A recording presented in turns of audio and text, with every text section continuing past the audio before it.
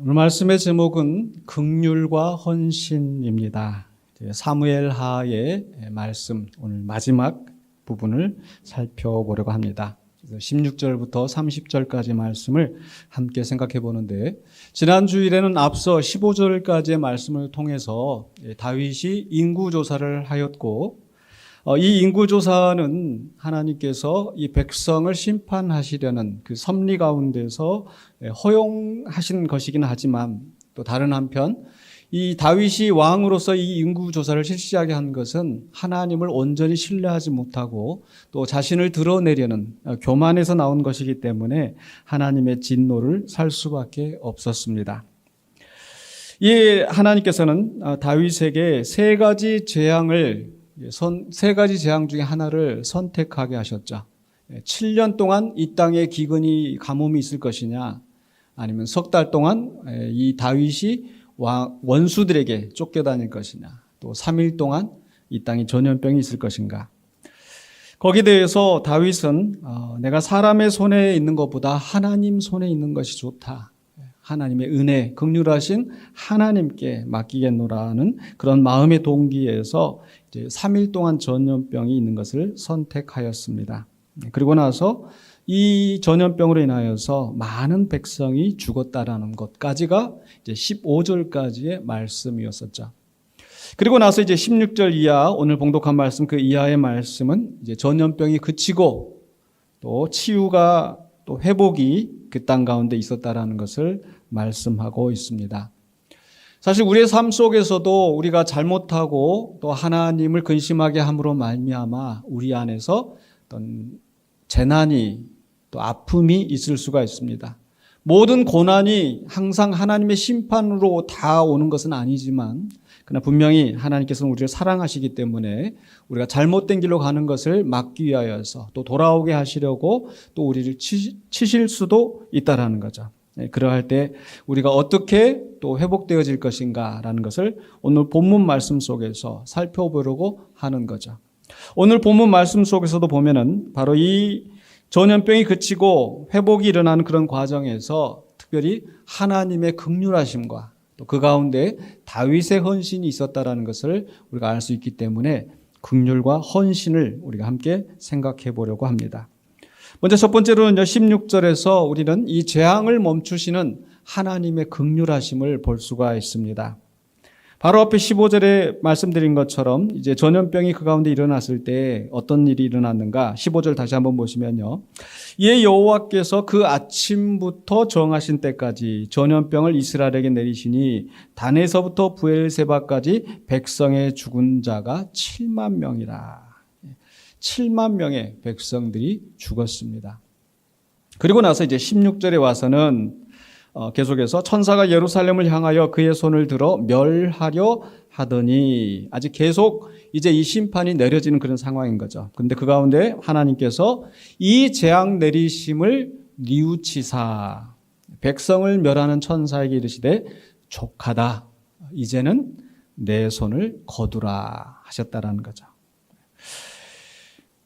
하나님께서 멈추게 하셨습니다. 원래 이 재앙은 며칠 동안 있게 되었습니까? 3일 동안.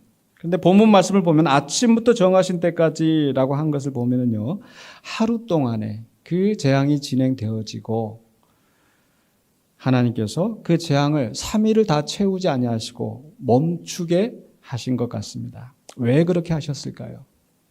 그 죽어나가는 백성을 보면서 이놈들 죽어 마땅하다 이렇게 생각하시는 것이 아니라, 하나님께서 마음 아파하시면서, 하나님은 긍휼의 하나님이시기 때문에 그 재앙을 멈추게 하신 것 같습니다.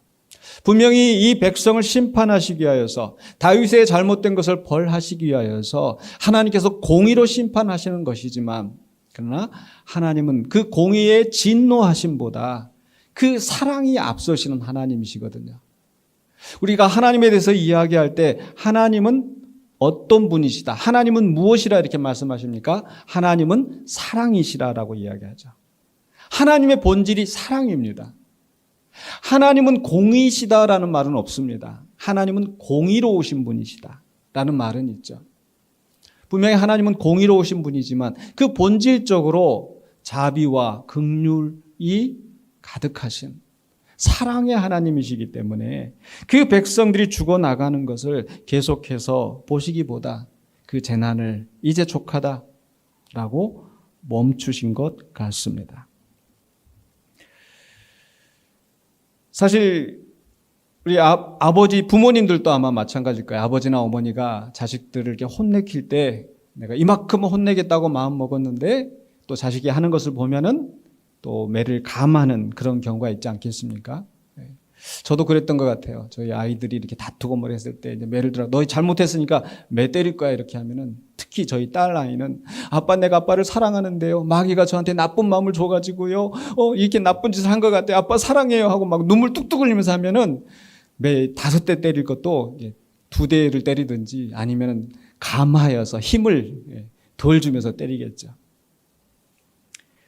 그런데 돌이켜 생각을 해보면은 그렇게 감하여서 매를 때리기보다 때로는 제가 더 화가 나서 다른 일 때문에 화가 났든지 아이들이 막 그렇게 시끄럽게 하는 것에 화가 나서였든지 사실은 걔네들이 받아야 할 그 벌보다 더한 고통을 줄 때가 많이 있었던 것 같아요. 언어적으로든지 또는 매를 때리는 것에든지 내가 짜증나고 내가 화가 나니까 더 많은 고통을 주는 우리의 모습이 아니었었을까. 우리 하나님은 그런 하나님이 아니시고 충분히 공의로 벌을 주실 수 있는 상황에서도 그 매를 더하지 아니하시고 멈추시는 하나님이셨다는 거죠. 사실 법정에서도 그런 일이 있을 수가 있죠. 이 잘못해서 예를 들어서 20년 감옥살이 하도록 되었는데 어느 날 보니까 좀 줄어가지고 일찍 나오는 경우가 있죠. 어떤 경우에 그렇습니까? 모범수여서 특별히 또 사면을 받았다든지 그래서 이 정해진 형기만큼 다 채우지 않고 먼저 나올 수도 있는 거죠. 우리 하나님도 그런 하나님이십니다. 우리의 죄를 죄대로 다 벌하지 아니하시고 때로는 참으시고 인내하시고 또 징계를 내리셨다가도 또 우리가 회개하는 것을 보시고 또 즉시 거두시는 그런 긍휼의 하나님이시라는 거죠. 사실 우리의 모든 삶 속에서 우리는 그런 하나님의 은혜를 경험하고 있는 거예요. 언젠가도 한번 말씀드린 바가 있는데 하나님이 우리 죄 지은 것을 다 죄값대로 다 치르신다면 예수님이 그 말씀하신 것처럼 내 눈이 범죄하거든 내 눈을 뽑아버리라 내 손이 범죄하거든 내 손을 찍어버리라고 하는 대로 만약에 하나님께서 그대로 하셨다면 아마 우리 어떤 모습으로 지금 이 자리에 있을 것인지. 근데 하나님은 그렇게 우리가 죄대로 다 징벌하시는 하나님이 아니시라는 거죠. 우리가 범죄하기 쉬운 우리들을 성령님께서 말할 수 없는 탄식으로 우리를 도우시고 그래서 죄를 짓다가도 여러분 죄 짓는데 마음이 꺼름칙해요? 꺼름칙 안 해요? 왜 꺼름칙한 줄 아세요? 성령님께서 말할 수 없는 탄식으로 우리를 도우시기 때문에 또 우리가 죄를 넘어갈 수 있는 그런 상황에서도 예수님께서 하나님 보좌 앞에서 우리를 위하여 간구하시기 때문에 사탄이 우리를 밀 까부르듯이 까불고 사탄이 우리를 넘어뜨리려고 하는 순간에도 우리 주님께서 우리를 위하여서 붙드시고 기도하시기 때문에 그래서 그 우리 주님의 기도와 성령님의 기도로 말미암아서 하나님께서 우리를 죄를 죄대로 다 심판하지 아니하시고 긍휼을 베푸시는 우리 하나님이시라는 거죠. 오늘 본 말씀 속에서도 사실은 이 이스라엘 백성이 막 회개하고 이런 모습이 당장에 눈앞에 보여진 건 아니었지만 그러나 하나님께서는 그 백성들의 죽음을 아픔을 그저 보지 아니하시고 멈추기를 원하셨어요. 멈추라고 하셨어요. 그런데 그 순간에 다윗은 어떻게 했었는지 17절을 보면은 저는 다윗도 그 백성들이 죽어나가는 것을 보면서 그 백성들을 불쌍히 여기고 그저 감정적으로만 불쌍히 여긴 것이 아니라 내가 책임을 져야겠노라고 하는 정말 훌륭한 지도자로서의 모습을 보여주는 것 같습니다. 17절 보실까요? 다윗이 백성을 치는 천사를 보고 곧 여호와께 이르되 나는 범죄하였고 악을 행하였거니와 이 양무리는 무엇을 행하였나이까? 청하건대 주의 손으로 나와 내 아버지의 집을 치소서. 내가 지은 죄 때문에 이 백성들이 죽어나가는 것을 더 이상 볼 수가 없습니다. 내 탓입니다. 내 잘못입니다. 차라리 나를 치십시오. 내가 맡겠습니다. 사실 지난주에 말씀까지만 보았을 때는 이 석 달 동안 왕이 지가 잘못했으면 지가 도망다니고 그렇게 쫓겨다니고 말지 왜 3일 동안 이 백성들이 벌을 받게 이렇게 했는가 아마 이런 원망도 아마 드셨을 거예요. 다윗은 오늘 말씀에 와서 내 잘못입니다. 차라리 나와 내 아버지 집을 치십시오. 여러분 한번 생각해 보십시오. 7만 명이 죽었는데 하나님의 심판이 그만큼 엄중한데 그것을 다윗과 다윗의 집이, 다윗의 아버지의 집이, 다윗의 가족이 다 짊어지려고 했었을 때 얼마나 두렵고 무서웠겠습니까? 사실 이 상황이 지금 하루가 지난 상황이잖아요. 하루 동안에 7만 명이 죽었는데 어떻게 해서요? 전염병이었었잖아요. 여러분 우리 코로나 겪어보셨잖아요. 코로나 겪으면 어떻습니까?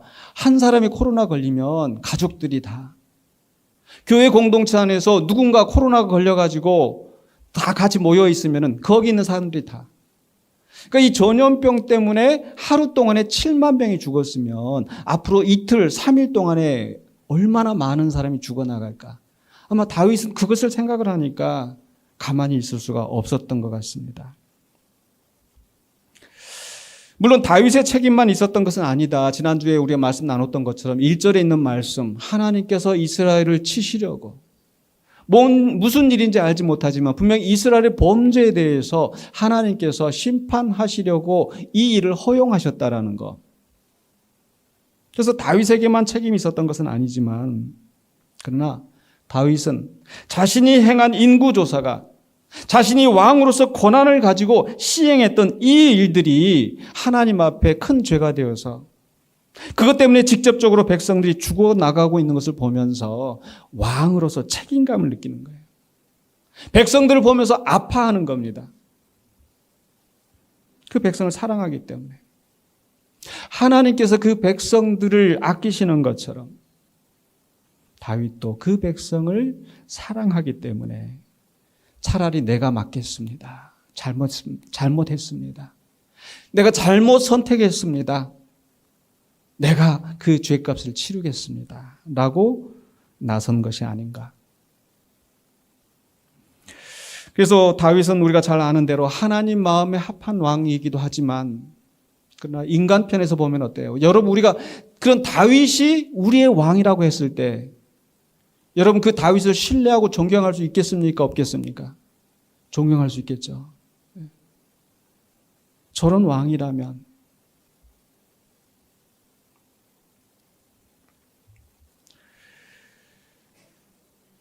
지금도 사실 이제 수혜가 우리 아까 우리 최인신 집사님 기도하면서도 또 수혜 때문에 많은 피해 당한 분들 우리가 생각하고 또 누구라도 다 그렇게 아파하고.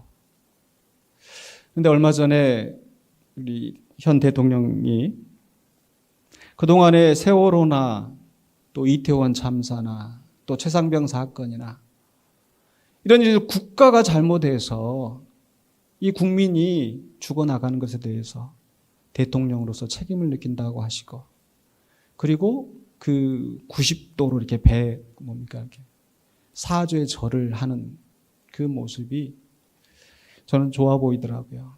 감동이 되더라고요. 저게 책임자의 모습이지. 내가 무슨 직접적인 책임이 있느냐고. 그러지 아니하고.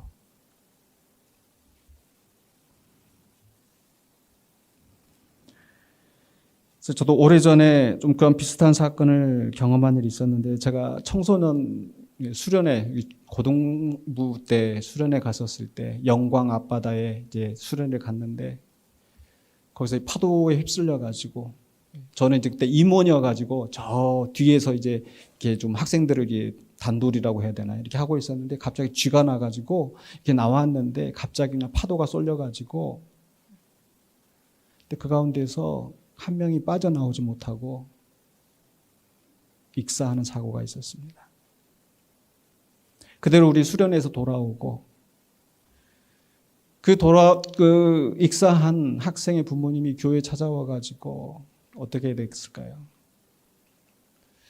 우리 담임 목사님 그때 수련회 같이 가지도 않고 계셨던 담임 목사님인데 그 목사님 멱살 잡고 막 뺨을 때리고 막 소리를 지르고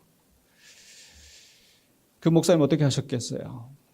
왜 나한테 그러냐고 이렇게 하지 않으셨죠. 그냥 묵묵히 맞아주시는 거예요. 저는 그 모습을 보면서 저게 책임자의 자리고 또 우리 예수님의 모습이 그러지 않으셨을까. 그렇죠? 바로 여기에서도 다윗이 물론 자신의 죄값이 어느 정도 있지만 그러나 지금 이 순간에는 자기가 전염병에 걸려서 죽어가는 게 아니고 백성들이 죽어가고 있는데 왕으로서의 책임을 느끼고 내가 그 죄값을 치르겠습니다. 차라리 나를 치십시오 했던 바로 이 다윗의 모습이 바로 우리 예수 그리스도를 예표한다라는 거죠. 더군다나 우리 예수님은 아무런 죄가 없으신데 죽을 수밖에 없는 우리를 대신하여서 아버지 내가 그 잔을 내가 감당하겠습니다. 하실만 하거든 이 잔이 내게서 떠나가게 하시겠지만 그러나 아버지의 뜻대로 되기를 원하나이다라고 하면서 우리를 대신하여서 그 죄값을 다 지시고 십자가에서 죽으신 거 아닙니까? 그러면서 예수님을 향하여 비난하고 조롱하고 채찍질하고 하는 그들을 향하여서 내가 너희들을 위해서 죽는데 너희들이 나를 이렇게 대우하느냐 이렇게 말씀하지 아니하시고 그 순간에도 하나님을 향하여 기도하시기를 아버지여 저들의 죄를 용서하옵소서. 저들은 저들이 하는 것을 알지 못합니다. 그리고 그들의 죄까지도 다 짊어지시고 죽으신 우리 주님. 바로 그분 때문에 그분의 헌신과 희생 때문에 하나님께서 우리를 용서하시고 하나님 자녀로 삼으신 줄로 믿습니다. 바로 다윗은 그러한 모습을 보였고 우리 예수님도 그 이상의 희생과 헌신을 하셨습니다. 그분의 헌신 때문에 희생 때문에 우리가 새 생명을 얻었기 때문에 이제 우리는 어떻게 살아야 되는가? 우리도 역시 마찬가지로 우리 각자의 삶의 자리에서 여러 가지 모양으로 우리는 책임을 가지고 있지 않습니까? 아버지로서, 어머니로서, 가장으로서, 할아버지로서, 할머니로서, 가정에서뿐만 아니라 직장에서, 내가 있는 속한 공동체에서, 사회에서 우리가 가지고 있는 책임이 있기 때문에 그저 내 욕심대로, 내 생각대로 하는 것이 아니라 함께하는 주변의 사람들을 생각하면서 책임을 지는, 희생하는 우리가 되어야 될 줄로 믿습니다. 이렇게 희생하고 헌신하는 다윗을 통하여서 또 하나님은 어떤 역사를 이루시는가? 이제 마지막 18절로 25절에서는 하나님께서 이제 제사의 명령을 내리시고 거기에 다윗이 제사하는 장면이 나옵니다. 18절에 보면은 이제 선지자 갓이 다윗에게 옵니다. 이날에 갓이 다윗에게 이르러 이 날이는 어떤 날입니까? 바로 앞에 다윗이 했었던 차라리 나를 치십시오. 차라리 나와 내 아버지 집을 치십시오라고 했던 바로 그 순간에 하나님께서 선지자를 보내신 거죠. 갓이 이야기합니다. 올라가서 여부수 사람 아라우나의 타작마당에서 여호와를 위하여 제단을 쌓으소서. 여호와를 위하여 제단을 쌓으소서. 근데 이것은 이 갓 선지자가 스스로 지어낸 말이 아니고 사실은 누가 시킨 거예요? 하나님께서. 왜냐하면 그 다음에 19절에 보니까 이렇게 말씀하고 있죠. 다윗이 여호와께서 명령하신 바 갓의 말대로 올라가니라. 하나님 지시한 것으로. 하나님의 명령이니까.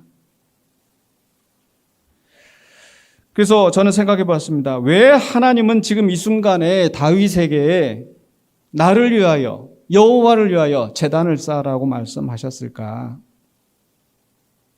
이미 하나님은 이 재앙을 그치도록 결정하셨는데, 저는 이런 상황을 생각해 봤습니다. 아버지가 있는데 자식이 잘못을 했어요. 혼을 냈어요. 너 내 얼굴 볼 생각하지 마라 라고 했는데, 그 아버지의 마음, 그러면 자식이 이렇게 바뀌는 걸 보면서 아버지의 마음이 편해요? 불편해요? 불편하죠. 근데 분명히 자식이 잘못을 깨달은 것을 알아. 그럼 어떻게 해요?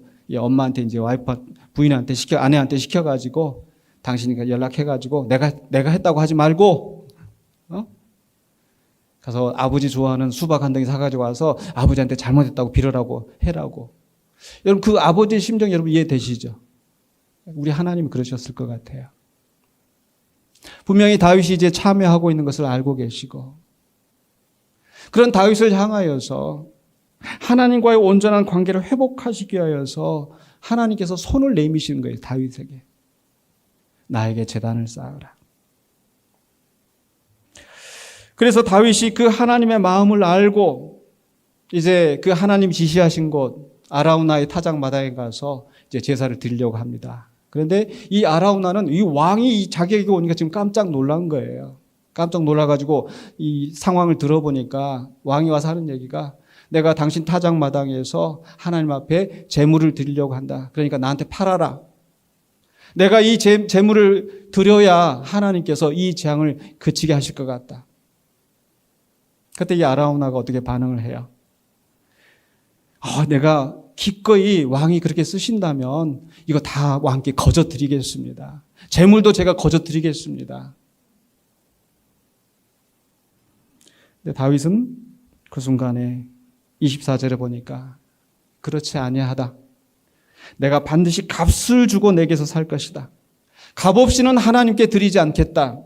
그렇게 하고 이 돈을 주고 재물을 사서 또 그 땅을 사서 예배를 드리는 거예요. 저는 이 말씀을 묵상하면서 그런 생각을 해봤습니다. 왜 하나님께서 굳이 이 여부수 사람 아라우나의 타작마당에 가서 제물을 드려라, 제단을 쌓아라 이렇게 말씀하셨을까? 어쩌면은 이건 제 상상입니다만, 하나님께서는 이 아라우나가 어떻게 다윗에게 반응을 할지 알고 계시지 않으셨을까? 틀림없이 이 아라우나가 다윗에게 이렇게 나올 텐데, 사실 이 여부수 사람 아라우나의 타작마당이 이렇게 나왔잖아요. 여부수 사람은 어떤 사람인지 아세요? 혹시 기억나십니까? 아마 잘 기억이 안 나실 것 같아요. 사무엘하 6장에 보면은 다윗이 이제 온 이스라엘의 왕이 되어서 기름 부음을 받고 나서 이제 시온 산성을 빼앗아서 다윗 선성으로 삼았다, 다윗 왕궁으로 삼았다라는 기사가 나오는데, 바로 그때 살고 있던 사람이 여부수 족속이에요. 그 여부수 족속이 처음에는 어떻게 했어요? 다윗에게 네가 이 성을 차지하려고 하느냐, 이방인들이거든요. 근데 절름발이가 있어도 장애인이라 하더라도 니까지 것들은 막을 수 있다라고 했던, 큰 소리 쳤던 그런 사람들인 거죠. 그런데 왜 하나님께서 그곳에서 바로 아라우나가 다윗에게 이렇게 호의를 베풀 것을 알고 바로 그 순간에 다윗이 어떻게 반응할지, 다윗은 자신의 값을 치르고 자신이 희생하여서 이미 그 전에 내가 책임을 지고 내가 그 벌을 감당하겠다라고 하는 그런 마음이 있었기 때문에 내가 희생을 해서 반드시 값을 치르고 내가 하나님 앞에 제사를 드리겠다라고 나온 거죠. 이러니 하나님 보시기에 다윗이 얼마나 예뻐 보이겠습니까? 그렇지 않겠습니까? 우리도 하나님 앞에 예배할 때에 이렇게 최선을 다하고 정말 노력을 다하여서 드리기를 원합니다. 얼마 전에도 우리 이찬수 목사님 설교 꽤 좀 시간이 지난 것 같은데 기억이 나는 그 설교 내용이 있는데, 그 코로나 때 한참 또 막 이렇게 우리 가정에서 예배드리고 이게 온라인으로 예배드리고 그랬잖아요. 그렇게 하고 나서 보니까 사람들이 편한 거예요. 근데 교회 잘 안 나온다는 거예요. 그래서 어떤 교회는 아예 방송을 송출하지 않는 교회들도 많아요. 왜냐하면 교인들이 집에서 그냥 너무 편하게 예배드리는 게 좋아서. 근데 그 이찬수 목사님이 지적하셨던 게 뭐냐면, 집에서 불가피하게 방송으로 예배를 드린다 할지라도 반드시 교회 나가는 것처럼 단장하고 깨끗한 옷을 입고 그렇게 예배를 드리라는 거예요. 근데 만약에 그렇게 생각하지 않고 예배를 드리면 어떨까요? 그냥 적당히 그냥 이렇게 하다가 막 하다가 시간 됐네. 또는 심지어 어떤 분들은 막 텔레비전 보고 스포츠 내고 보고 하다가 11시 되니까 지금 방송 나올 때 됐네 하고 이제 채널 돌려가지고 아니면 유튜브 보고. 그게 온전한 예배가 되겠습니까? 근데 정말 내 마음을 다해서 정성을 다하여서 그런 의미에서 집에서 누가 보지 않는 그런 시간이라 하더라도 그렇게 단장하고 옷을 입고 그렇게 예배하라는 거예요. 여러분 그렇게 하시겠습니까? 내가 그렇게 할 바에는 내가 교회 나간다. 여기서 초점은 하나님 앞에 온전한 마음으로 헌신하여서 조금 번거롭더라도 하나님을 예배하는데, 사실 이렇게 주일날 나와서 예배하시는 분들도 다 어떻게 보면은 그만큼 희생을 감수하신 거 아닙니까? 다른 사람들은 다 이제 주말 되면 놀러 나가고 여행도 나가고 하는데 그 시간 포기하고 또 이렇게 더운 날씨에 또 챙겨 입고 나가는 거. 근데 그만큼 해가지고 이렇게 교회에 오셔서 예배하시면 정말 정성을 다해서 마음을 다하여서 우리가 예배하기를 원합니다. 그래서 내 편한 대로 내 생각대로 하는 게 아니고 그래야 되지 않겠습니까? 그래서 저는 특히 예배할 때에 제가 여러 번 강조했는데 예배 시간 10분 전에는 옆 사람과 잡담하지 마시라고. 그 시간은 하나님을 생각하면서 마음을 준비하고 또 지난 한 주간을 돌아보면서 그게 하나님 앞에 예배하는, 준비하는 시간이기 때문에. 그런데 다른 사람들은 다 기도하고 준비하는데 와가지고 반가우니까 누구 집사물 하면서 막 이렇게 계속 얘기하고 그러면 사실 그 얘기 옆에서 듣고 있는 사람들도 힘들어져요. 더군다나 찬송하고 있을 때 남들은 다 찬송하고 있는데 이제 찬송 소리가 크니까 더 크게 얘기하시는 그런 경우. 사실 설교 시간에 옆 사람과 이야기하는 사람 저 못 봤어요. 설교 시간에 좋으시는 분은 봤어요. 근데 저는 옛날에 어떤 목사님도 그렇게 유머스럽게 얘기했지만 설교 시간에 좋은 것은 그분이 잘못한 게 아니고 누구 잘못이다? 목사가 잘못이다. 그래서 저는 이제 좋으시는 분 보고 왜 좋으냐고 이렇게 못하겠어요. 수업 시간에 제가 학교에서 강당에서 강의할 때도 좋은 학생이 있으면 가서 이렇게 졸려? 힘들지? 하면서 이게 할지언정. 그런데 제가 화를 내고 쫓아내는 사람들이 있어요. 누구 쫓아낼까요? 열심히 강의하고 있는데 옆 사람하고 이야기하고 있으면 그건 전체 수업을 방해하는 거기 때문에 굉장히 제가 화를 내면서. 우리 하나님은 어떠실까요?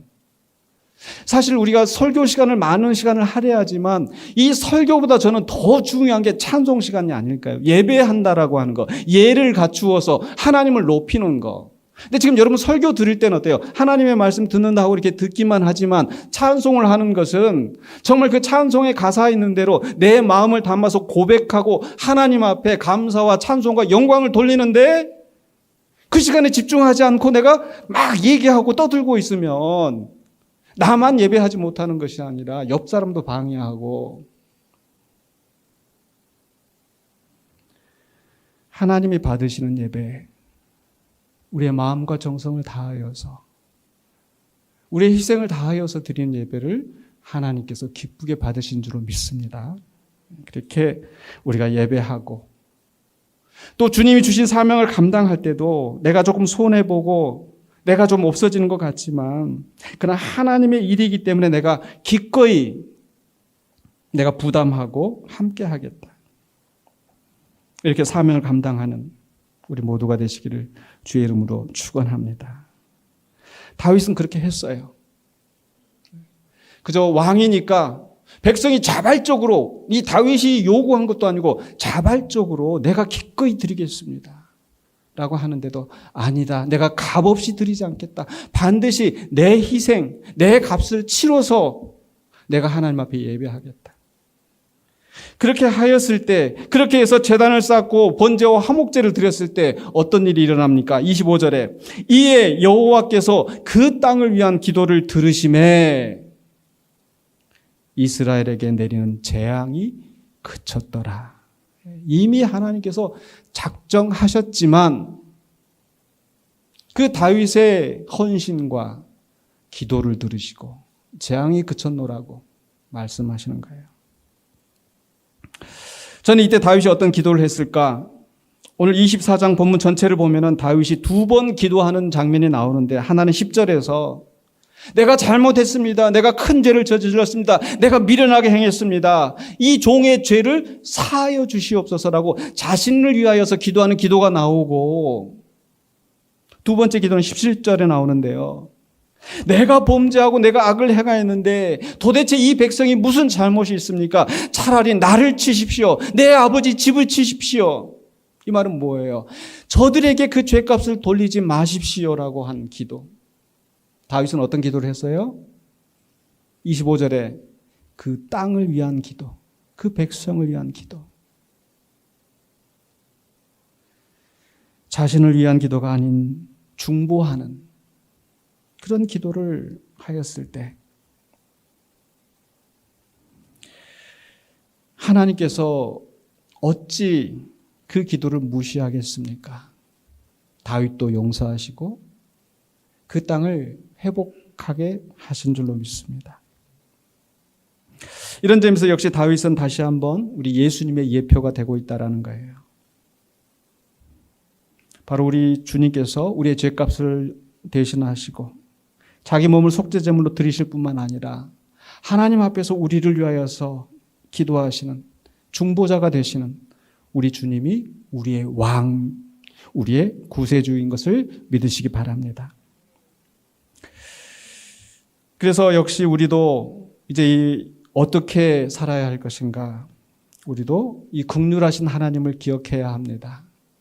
그래서 우리를 죄값을 다 있는 그대로 하시기보다는 용서하기를 원하시고 예수 그리스도를 통하여서 우리를 용서하시는 하나님의 자녀 삼으시는 하나님의 은혜를 믿으시기 바랍니다.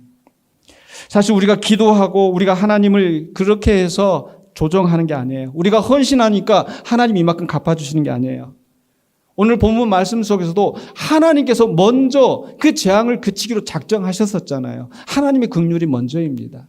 우리가 기도하기 전에 하나님은 우리의 필요한 것을 아시고 이미 채워주시도록 준비하고 계시는 하나님이신 거예요.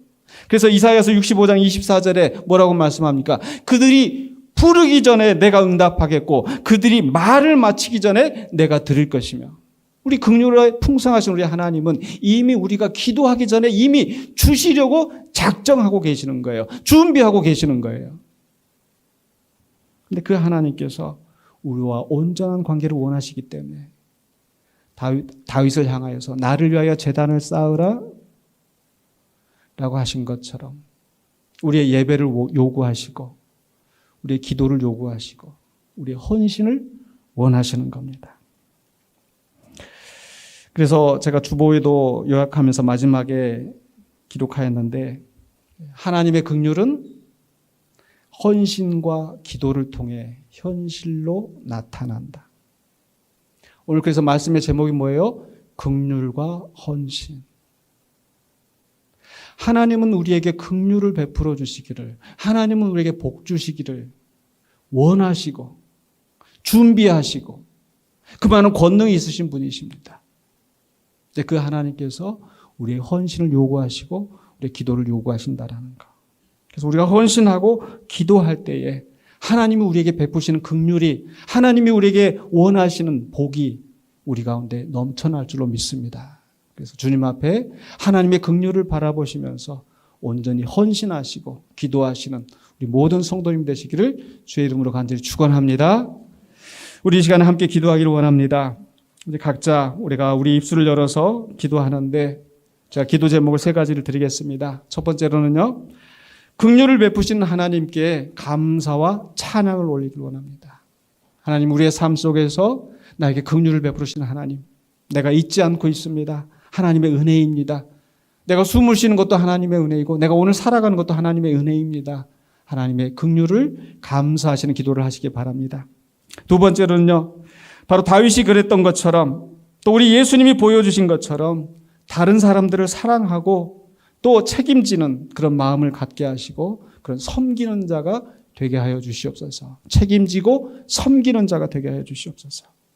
마지막으로 세 번째로는요, 하나님 앞에 내 희생과 내 열정을 다하여서 예배하는 예배자, 또 기도자가 되게 하여 주시옵소서 하고, 우리 세 가지 제목을 놓고 함께 잠깐 기도하고 제가 마무리하도록 하겠습니다. 기도하겠습니다. 사랑해 주님 감사합니다. 이 시간에 오늘 우리 본 말씀을 함께 생각하면서 또 우리 삶 속에서 베푸시는 하나님의 긍휼과 하나님의 은혜를 생각을 합니다. 우리를 하나님의 자녀 삼으시고 우리를 구원하시기 위하여서 그 아들을 아낌없이 내어주신 그 하나님의 놀라운 사랑, 또 여전히 우리를 용서하시고 붙드시는 하나님의 긍휼하심을 기억하며 인정하며 감사와 찬송을 올려드리기를 원합니다. 우리가 하나님의 긍휼을 잊어버린 자가 되지 않게 해주시고 기억하는 자가 되게 해주시고 감사하며 나아가는 우리가 되게 해주시옵소서. 또한 하나님께서 우리를 불쌍히 여기시고 우리에게 긍휼을 베푸시는 것처럼 우리도 내 주변에 있는 나와 함께하는 사람들, 내 가족들, 내 배우자, 내 자녀에게 긍휼을 베풀며 사랑을 베풀며 또 내가 감당해야 할 내 몫을 책임지는 내가 되게 하여 주시옵소서.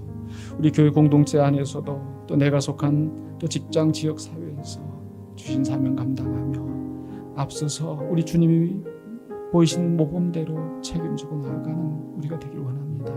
주여 우리를 사용하여 주시옵소서. 또한 아버지 하나님, 또한 우리가 온전히 주님 앞에 예배하는 예배자가 되게 해주시고 기도하며 나아가는 기도자가 되기를 원합니다. 우리의 기도와 헌신을 요구하시는 아버지 하나님의 크신 뜻이 무엇인지 깨닫고 항상 온전히 예배하며 기도하며 또 사명 감당하는 주의 종으로 사용하여 주시옵소서.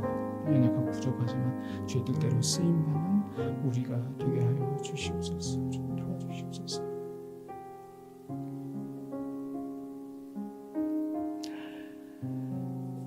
사랑해 주님 은혜를 감사합니다. 오늘 말씀 속에서 우리를 향한 하나님의 놀라우신 사랑과 긍휼하심을 우리가 바라봅니다. 이 말씀이 우리의 삶 속에서도 적용되어지고 하나님의 긍휼하심이 여전히 우리 가운데 역사하시는 줄로 믿습니다. 그 긍휼하신 하나님을 바라보면서 우리도 긍휼을 베푸는 자가 되게 해주시고 또 내게 맡기신 주변의 영혼들을 위하여서 책임지고 또 기도하며 주님의 은혜를 감당하는 사모하는 우리 모두가 되게 하여 주시옵소서. 예수 그리스도 이름으로 간절히 기도하옵나이다. 아멘.